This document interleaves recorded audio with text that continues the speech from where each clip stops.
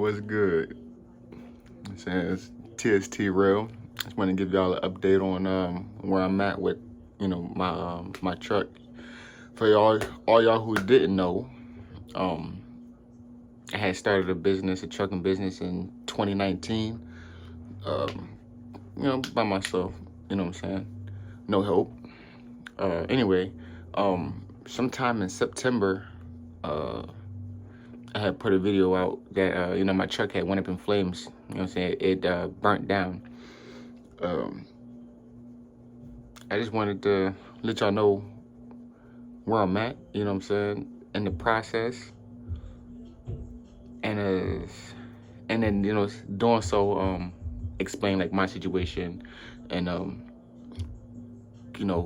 things about me, I guess. You know what I'm saying? But without further ado, man, let's go ahead and get into it.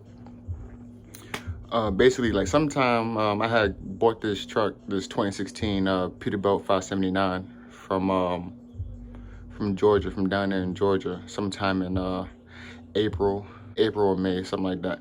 Right. The truck did have issues. It did have problems with the truck. Like it was already saying transmission fault and like the adaptive cruise control fault and things like that. I did notice like near the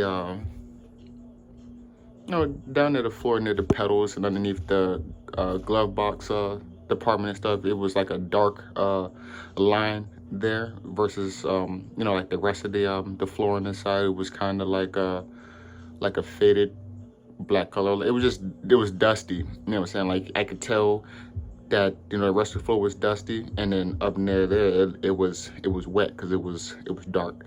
You know what I'm saying? So, like I seen that.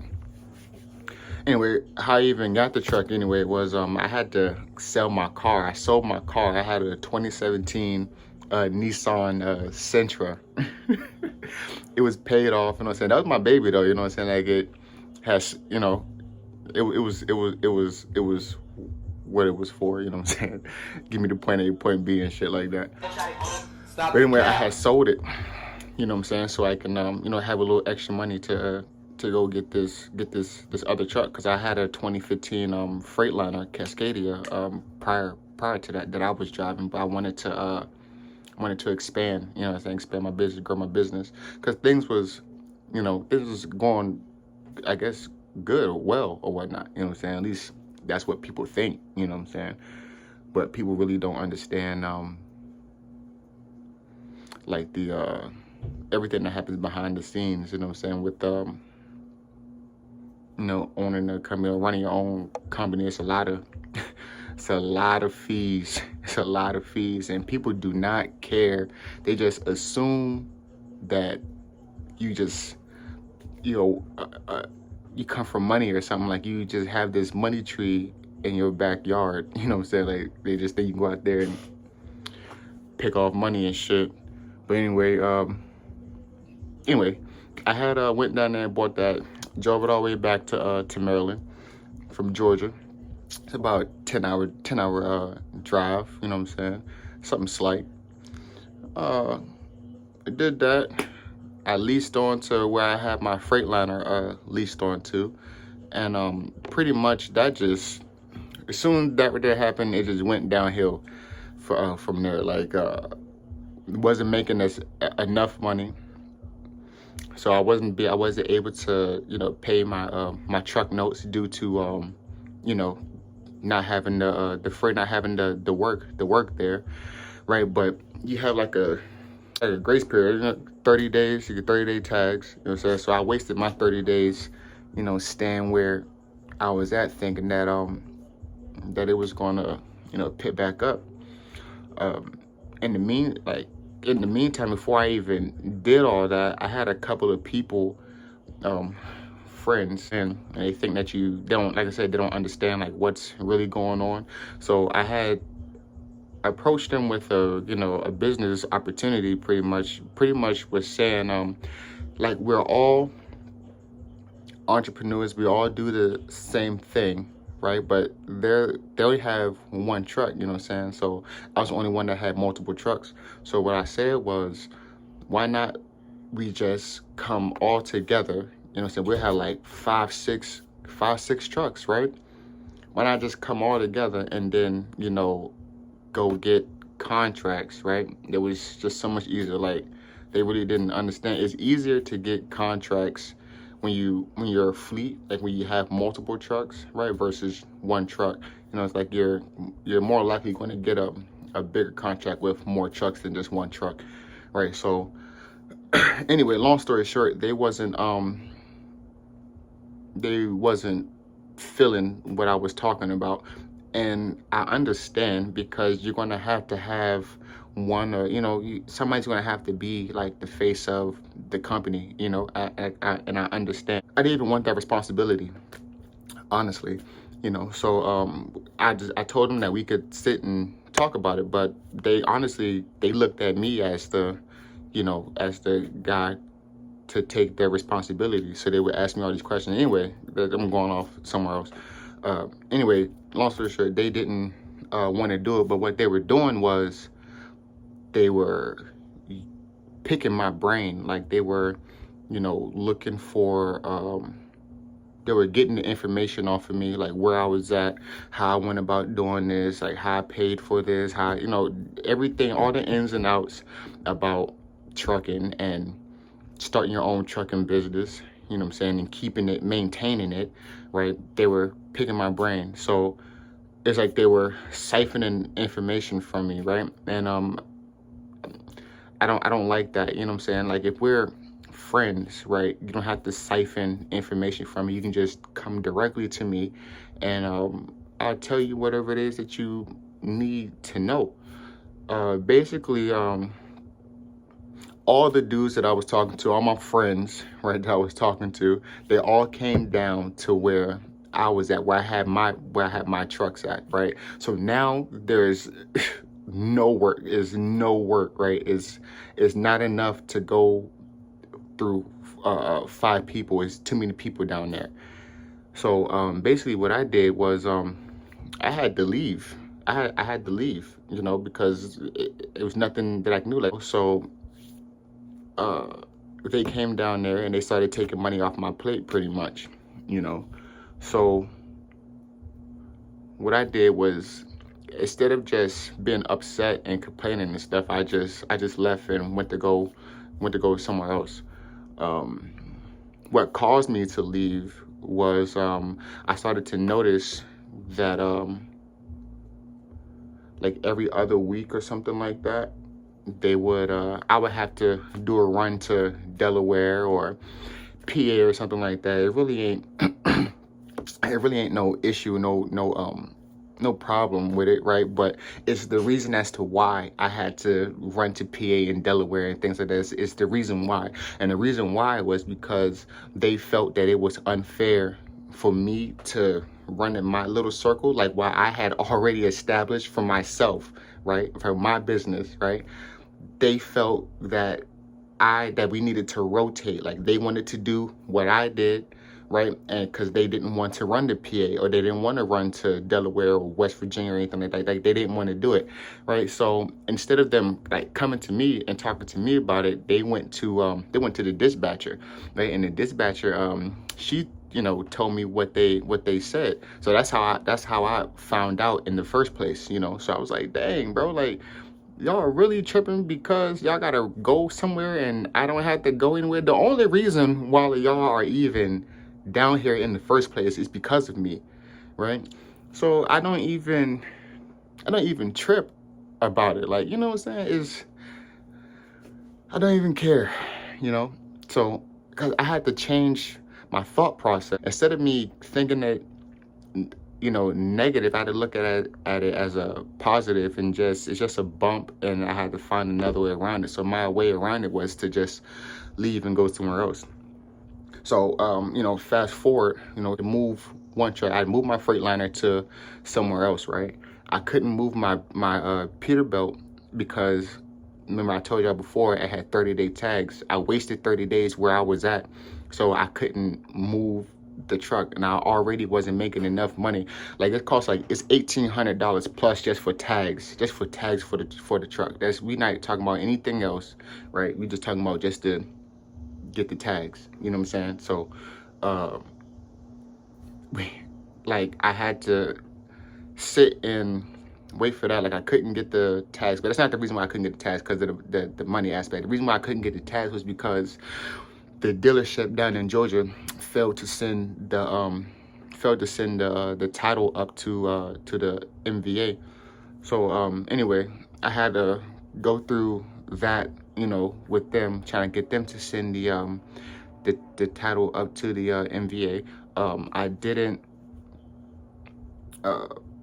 I wasn't able to make the payments because the truck wasn't moving. Like the truck's not moving, it's not making any money, but they still calling me on the phone talking about something. Yeah, you got it. You're and they talking about, I'm not even like a month behind. Like I'm like a week or two behind at the time, right? Because I had to break it down to weekly payments instead of like monthly payments. Like my Freightliners on monthly payments, but the Pete is on weekly payments. But you can do monthly payments though if I pay, if I paid that way, right? But I just figured there's no point in paying that way when you can actually save a little. It's not necessarily saving, because it's all going to come out to, it's all going to equal the same thing. But you can pay weekly versus paying monthly. You know what I'm saying? So it's just made a little bit more sense. With that being said, I had fell like a week or two behind, right? But then I had realized one of my friends that was down there said that he didn't have any truck payments, right? And I was like, dang, how come you don't have no truck payments? Like, what's going on? And he's like, yeah, man, they gave me a forbearance or something like that. Like they stopped his payments, so he didn't have to pay. So he's running weekly, PA, Delaware. He's running every day, right? He has no truck payments. So he's just piling up money, right? So I'm like, dang, okay, well, let me go ahead and do that too. Same company. He got his truck from the same spot I got my truck from, right? So I called them and I'm like, yo, yeah, man, like, I don't got the hard tag truck not running or anything like that. Like help me out, you know what I'm saying? Like, can you put the payments on pause until I can get my truck, somewhere else so it can make money? They didn't care. They didn't want to do it. They would say, oh yeah, well, you already missed a week payment, or you missed 2 weeks payment, so we can't push your payments back. So I was like, dang, like for real, you talking about 2 weeks. You talking about 2 weeks. We're not in jeopardy of getting, a repossession. You talking about 2 weeks. 2 weeks, and you can't push my payments back. So it's cool. So I just let it go. I make my payments when I can make my payments. Regardless, the truck is not running. Right? It's not making no money, right? So I got to take the money from what my Freightliner is making, and then I have an employee, you know what I'm saying? So he's driving my Freightliner, right? So I have to short him, money. Like it's not even.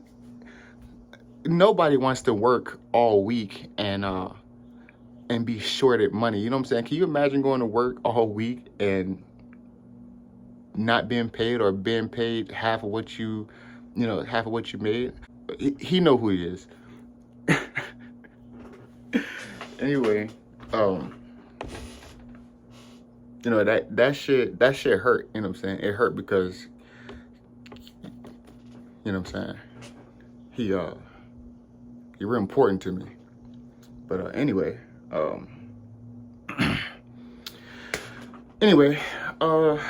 yeah, they didn't, so I was still making my payments and stuff. So I went to, the MVA and whatnot to try to get my tags. You know what I'm saying? They said that they didn't have the title, so they couldn't get my tags or anything. Like we couldn't get the title process switched over. You know what I'm saying? So I had to wait for that whole time. Bill is piling up, So it's cool. I contact them. They eventually send me my tags, or my title. They expedited. So then I was able to get the title switched over, and I was already in the process of leaving. Like I'd moved my Freightliner, so I wasn't gonna keep my Pete there, right? So I took my Pete to where my Freightliner is at, right? They decided that they could get my tags for me. So I let them get my tags for me, right? So they did that. Cool. Boom. Move. I'm gone, right?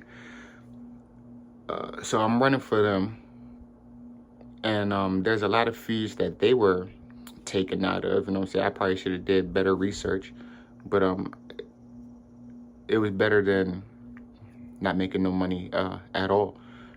So I had to move. Did that. Was running for them. Like I said, I already had issues with the truck from the beginning, so these issues are still there. So I'm on the phone talking to them, like, yo, the truck running hot. The sensor is beeping, like it's saying that I'm about to hit somebody, and I'm nowhere near anybody next to, like, to a Jersey wall or something like that. In the turn, the truck is beeping, it's hitting the brakes and shit. I'm like, dang, this ain't messed up. We got to put it right here in the shop. So I'm telling them, like, what's going on and stuff. Call the warranty people, put it in the shop, right? Before it's even approved or anything like that, they already went and put it in the shop. So I put it in the shop. So it's already been sitting there in the shop for a day.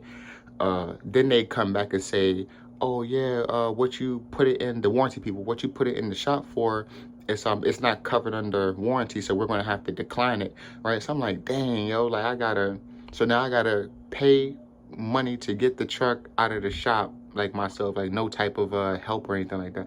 So I put the joint in the shop, you know what I'm saying? I paid for whatever. They said that what I told them what the problem was, they said, no, that wasn't the problem. This is the problem. So, I had to pay for it to get it out of the shop. Pay for it, get out of the shop, right? I ran for a little bit more, try to recoup some money. Was able to do that, run for a little bit, and I ran into it. It was the same problems though, like the same problems. It was still running hot, transmission fault, adaptive cruise control, all that stuff. Then I had another problem as well. It was saying low battery voltage. Something was wrong with my batteries. It wouldn't go any higher than 11.7. It would stay at 11.2, then it would go up to 11.7. I had issues like turning the truck on, wouldn't turn on. Sometimes the truck would sometimes it would like die, like as I'm driving, right? And then it would, cut back, like start back on. So I was calling the warranty people again, like, yo, same issues going on, truck running hot, I got coolant in there, like all the fluids is good, right? I just bought this truck, in April, May, like, no fluids is going to be gone out of the truck that fast, So it's all topped off. I already know it's topped off. So I tell them the same problems, put it back in the shop. It's, I put it in the same place, because in order for you to even use your maintenance account or to even use the warranty, you have to, choose the warranty, authorize a mechanic or a place where you can take it to, right? So that they're one of the authorized locations to take it to. So I took it right back to them, right? They said, hey, this isn't the problem.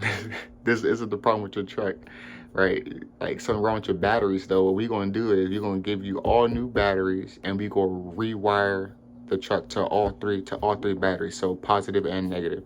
So they rewired it. I don't know what they did. I wasn't there. I didn't see what they did or anything like that. I'm just going off of the paper. So I get that joint back. I gotta pay out of pocket again to get the truck out. I get it out that Friday morning.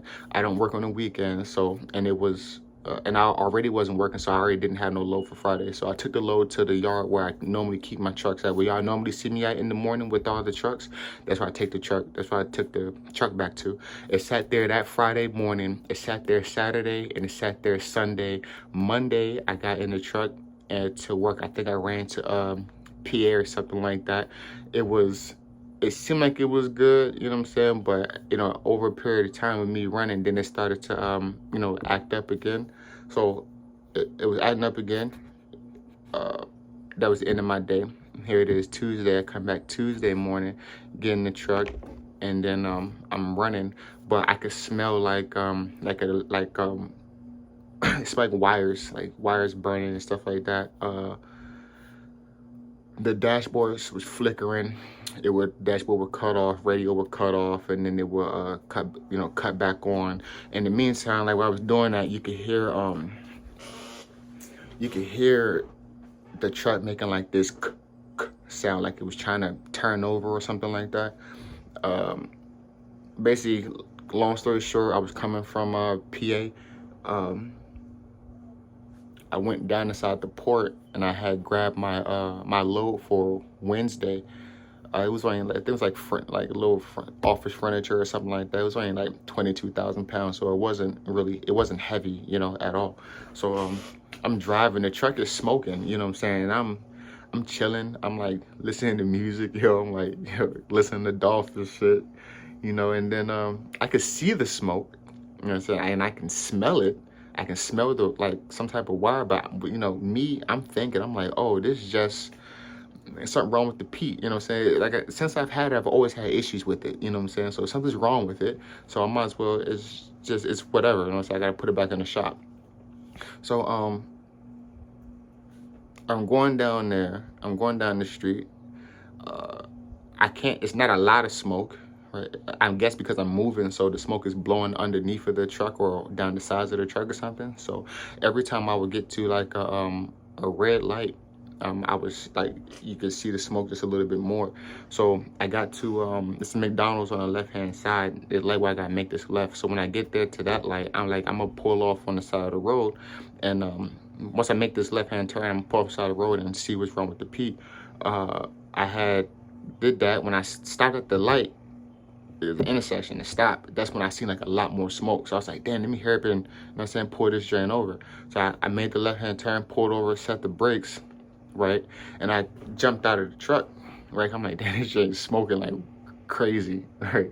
So then I walked to the front of the truck, and that's when that drain started to smoke a lot more, right? And I could hear some type of it was like a deep, like a heavy like wind blowing sound. It was like it sounded like it was pulsating like the wind, right? So then even more smoke started to come up. So I'm like, oh shit. So I back up, I back up from the truck, I back all the way up from the truck, right? And far enough so I can see underneath of the truck, you know what I'm saying, without me having to bend or knee or anything like that. So when I backed up, I seen like 3 little fireballs drop. It was like boom, boom, boom, like right next to the driver steer tire. So I'm like, damn, this shit is on fire. Like, my truck is on fire, bro, right? So then I ran to the truck. I had to grab my my cell phone, right, and the fire extinguisher and my gloves. I came back out. I called 911 immediately to tell them that, hey, my truck is on fire. Tell them where I'm at. And I told them that I had a fire extinguisher. I can try to put it out myself. The dispatcher told me, no, don't put it out. She said, back away 100 feet, right, from it, and just make sure that it's, that is not in a location where it could cause further damage. So she asked me that. I told her, I was like, no, like, the truck is in an area where it could cause like massive damage, you know what I'm saying? Like, I parked it on the shoulder where it was like electrical wires above me. And this video about to be long as hell. So short, they told me not to do it. The fire station, police station, came out. They put the fire out. That's where you guys seen my truck, and it was being towed away. And that little split second, that moment in my life right there, I had like a spiritual awakening. I've seen a lot just in that little bit of time. I've seen people mad. I've seen people happy. I've seen people who cared. I've seen people who act like they cared. I've seen people laugh at the situation. Like, all different types of perspectives happen just right there, right? The people laughing, truck on fire. I'm like, damn, this shit funny, huh? This shit funny to you? You know what I'm saying? I seen this white lady. She was mad because she couldn't get through, and like, she mad, like, she she mad, like her shit on fire. You know what I'm saying? Like, her shit on fire. She mad. I had a lot of good truck drivers, you know what I'm saying, go by, and they will, they'll say, I got a fire extinguisher, man. I can help you put it out. It's too late. It's too late now, but at least, somebody understood, and they, offered to help. Anyway, they got the joint towed. I then came out, put it out, and got it towed. And then I go through the process of going through my insurance company, and find the claim. Filed the claim, did whatever I was supposed to do with that. Before I even filed the claim, the people that I was carrying the load for, let me start by saying they did not care about me at all. All they cared about was the load. As soon as they came there, they would say, "Oh, was the load on fire? Did the load catch on fire?" I'm like, "Damn, you worry about the load?" Like, it's like, I understand, but at the same time, when do like humanity like kick in? Like, I just don't understand, right? You care more about the load than the person who was pulling the load. Didn't make any sense to me. So I could hear, like, a lot was going on. I could hear the police officers and the fire department like, "Oh, thank God you got out of there. You ain't burning up or nothing like that."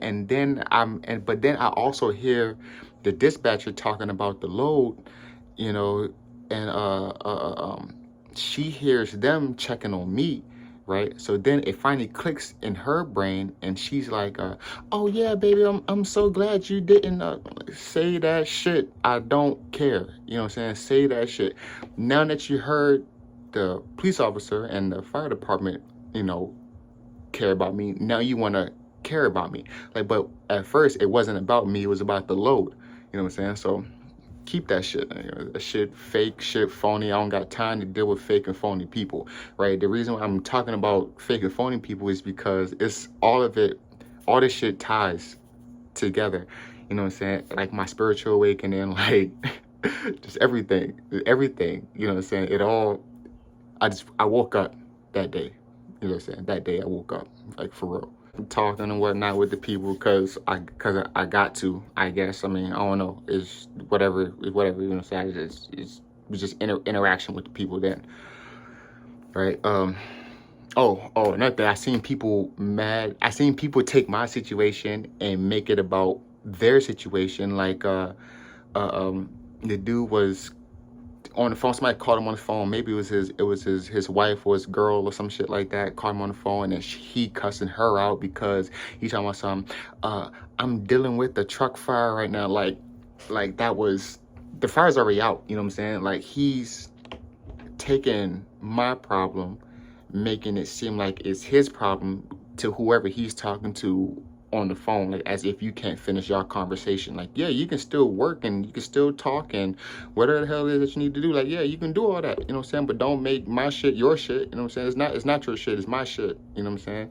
So that should have happened. We go through the journey, file the claim, now filing the claim, you know what I'm saying? So did all that, went through the process of that right there, got them their information. With the fire, they have to have a fire investigate. They got to get a fire marshal out there, you know what I'm saying? So fire marshal contacts me. I give him my information. I give him the receipts and pictures of the truck, where the truck's located.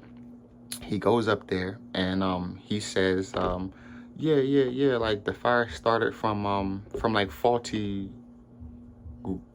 Before he even say that, he says, yeah, that neglect was detected and that it wasn't my fault. Anyway, from after that right there, the insurance company get back to me and they say that that my claim was approved and it wasn't my fault. It's due to the faulty wiring of the truck. Right, so I'm thinking like, dang, yeah, that's bad. You know what I'm saying? I'm about to, you know what I'm saying? I already knew it wasn't my fault. You know what I'm saying? Like, I'm under dispatch. I'm carrying the load. Like, why the hell would I set the truck on fire? You know what I'm saying? I just sold my car to even get the truck. So why the hell would I do something like that? I mean, I don't know. I know shit happens, but me, I'm prior service. You know what I'm saying? I spent 8 years in the military. I know integrity is one of the Army core values, right?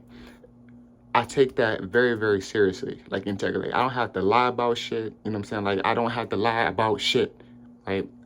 If something is going on, right, I'm a man, first of all, right? I'm going to own up to whatever whatever it is. Like whatever I do, I own up to it because that's what I'm supposed to do. You know, that's what I was trained trained to do. You know what I'm saying? That's what I believe. You know what I'm saying? It's just, it's right. You know what I'm saying? But people really don't have morals. You know what I'm saying? So anyway, I'm like, I already knew that. You know what I'm saying? I already knew it wasn't my fault or anything like that. So they said my claim was approved. So I haven't been to work in 3.5 weeks, like to this day, to what's today, September 16th or 17th or something like that. Like I haven't been to work, you know what I'm saying? So, and bills still piling up, you know what I'm saying? Like don't nobody care, you know what I'm saying? It's cool. I understand. I understand, you know what I'm saying? But at the same time, it's like they don't understand, you know, that I have a family. Like I have 2 kids, you know what I'm saying? Like I have people dependent on me, you know what I'm saying? Like I have stuff to do. I have stuff to take care of. So I'm thinking that the investigation is over. The investigation isn't over. Like the insurance company tell me that they told who sold me the truck and the company who did work on the truck that you know, what happened to the truck and what happened, you know, why the truck caught on fire. So now I'm thinking that they're trying to counter it. Like they're in a dispute, excuse me, amongst each other, you know. So they open up another fire investigation. So now it's even prolonging, you know, my claim.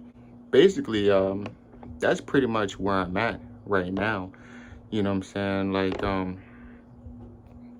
you know, with the 2 trucks that I had, I was paying, I mean, $100 a month in just the note. We're not talking about fuel. We're not talking about tags. We're not talking about the 2290. We're not talking about maintenance. We're not talking about nothing. We're talking about just to even have my name on the trucks, $5,500, right? I don't want to go into like another story, but you know, I have bills piling up, like I said, you know what I'm saying? Like I also pay child support too, you know what I'm saying? So it's like I have all of this just ties together, like I said. Like I was with, you know, my kid's mom, not talking about her or bashing her or anything like that, but I'm just showing you how messed up, you know, the world is. Like my situation. I'm not complaining. Like I understand, you know, I understand things. The things that happen, things that we must do in order for us to, you know, live life, move through life. Anyway, I was in a relationship with her, you know, for 6 years. For 4 of those years, I took care of her. She did not work. I did everything by myself off one income, right? So we had some falling outs, arguments. I never cheated. I never did anything along, you know, the means of that. And we only had 1 child at the time. So we have our 2nd child, and then we get married. So then we were married for like 2 years. Things still ain't getting any better, you know what I'm saying? And I played a part in that because there was times where she was trying to talk to me, but you know, it was ego, pride, I guess, you know what I'm saying? So it was times where I didn't talk to her. I walked away from her, you know what I'm saying? But the way that I think though, it's like it's whatever, you know what I'm saying? Like we eventually going to get over it, and we eventually going to come back together. That didn't happen, you know what I'm saying? So anyway, she ended up divorcing me, right? I didn't ask for the divorce or anything like that, but I woke up and I understood that it wasn't my fault, you know what I'm saying? That it was like, it was both of our faults, you know what I'm saying? But what I'm saying is I woke up and I understood both sides. I guess I understood like my part, I understand like her part, right? So I apologized like 1,000 times, like over 1,000. I apologized a lot, You know, I tried to talk to her. I talked to her and her mom together. I tried everything in my power to save my marriage, like our marriage. She wasn't hearing it. You know what I'm saying? I hear people say all the time, like, "Oh, it's never too late." You know what I'm saying? Well, um, and I'm a firm believer that, like, things are never too late. Like, if you have a falling out with, you know, your partner or whatnot, your husband, your wife, or whatever, y'all going through things, it's never too late, man. Like, it's going to take both of you guys, though. You know what I'm saying? But it's never too late. Like, you can always rekindle. You can always, you know, repair, move back on. But anyway, I tried everything. I did. I offered, you know, marriage counseling. I've offered everything like that, because, you know, we get benefits. If you're a veteran, you get benefits like that. You get counseling. You know what I'm saying? So I was trying to take advantage of that for that. She didn't want to go with me, so I went through the marriage counseling by myself, and they told me, like, to do things that I did before. You know what I'm saying? To show her that I still love her and things like that. So what they were saying was like, buy flowers and things like that. I don't really find that it was like good advice, you know what I'm saying? But I can say the things that they told me to do was things that I did in the beginning when we were dating, and it kind of like fell off. Like, I kind of like stopped doing the things, like stopped going on dates, stopped buying flowers and things. Like, I just buy flowers just because, you know, before, you know, edible arrangements like chocolate and shit like that. I used to do all that shit like that, you know what I'm saying, before. But then I had stopped because it's more, life happens. Like, we have 2 kids. Like, we needed a car, we had rent to pay, you know what I'm saying? Like, we have all this stuff. Like, I did not make enough money. I wasn't making enough money to even be able to um to sustain that, you know. So uh I started to do it. Like, regardless, like, even though we weren't together, we weren't underneath the same roof or anything like that, I would buy her flowers and send her flowers and things like that. Um, anyway, this long story short, she didn't want to save it. So now, we're going to court for the divorce. Um, I fought for the marriage all the way up to the day of the divorce.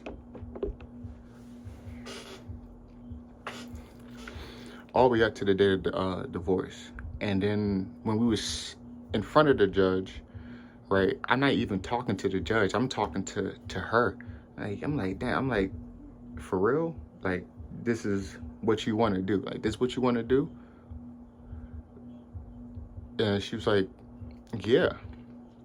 I was like, damn, bro. Damn. Like nothing even happened. Like nothing serious happened. Like, I can't keep basing my relationship or my marriage on other people's, you know, things. Like, I've seen some things, you know what I'm saying? I've seen people get, you know, beat or whatnot, still married. Seen people, you know, fighting, people burn cigarettes on their partner. I've seen shit, and niggas is still together, bro. Still together. You know what I'm saying? But it's cool. But now you telling me that because you don't want to be married anymore, that I gotta pay child support now, and I've now been reduced to a weekend father, pretty much, right? I have my kids 2 days.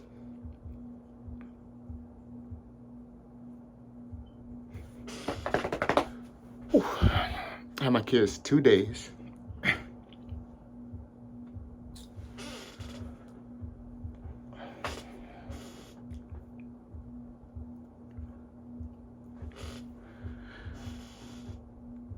It's a lot of stuff where it's a lot of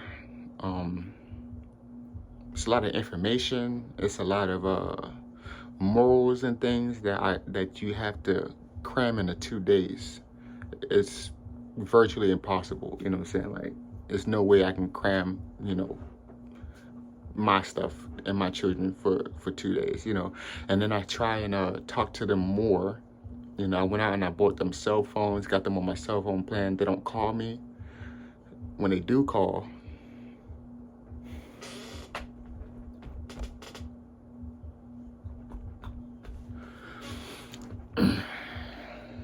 sorry, they only call when they want something.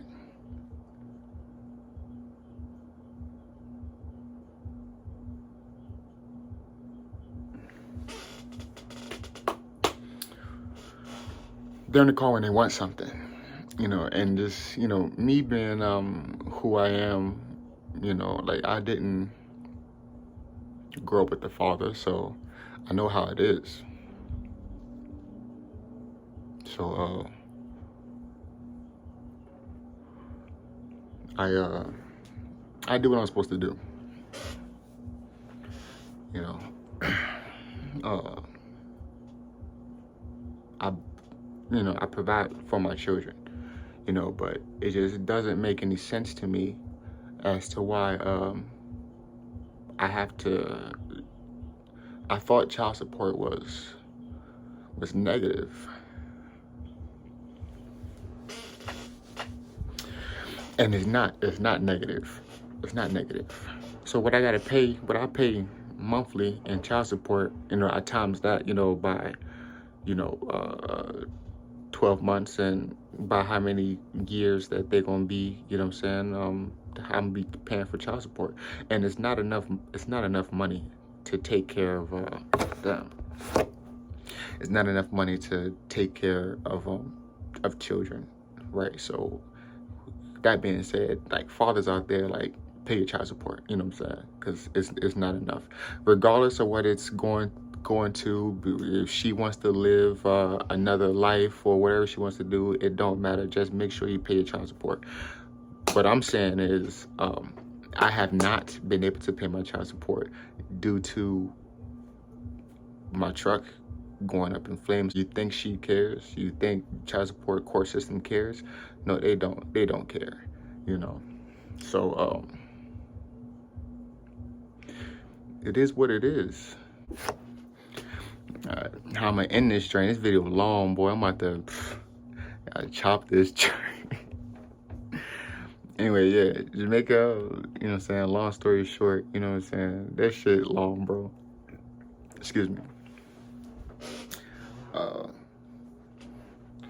Basically, that's where I'm at in the process, you know what I'm saying? That's where I'm at in my life now. Like I said, I've been working out a lot more. I've been going to church a lot more, right? I just have to adapt and roll with the punches, I guess, you know what I'm saying? But eventually, may not in my lifetime, maybe not in my kids' lifetime, but there's a change that's happening too in this world, you know what I'm saying? There's a change happening. And you just gotta wake up, pay attention. It's all happening. Everything that's going on, like the men waking up and not talking to women, you know what I'm saying? Not approaching women. It's changing. Men are starting to, you know, get custody of their kids and things like that. Like shit is changing, bro. Shit is changing for real. You know what I'm saying? So with that being said, yo, you gotta look within yourself, man, and whatever you're going through, you gotta keep pushing. There's a lot of people in the world. Everybody is going through something. Everybody is going through something. And I had to learn that, like, not learn that, but it was like I had to see it. You know what I'm saying? I wonder why people act the way that they act. They act, you know, selfish, self-centered, right? But it's because of that. It's because of that. You know what I'm saying? So, yeah. People do care, just not everybody. And the people that care are the ones that you're supposed to care about and keep around in your circle, not the ones who don't care. You just have to, God going to tell you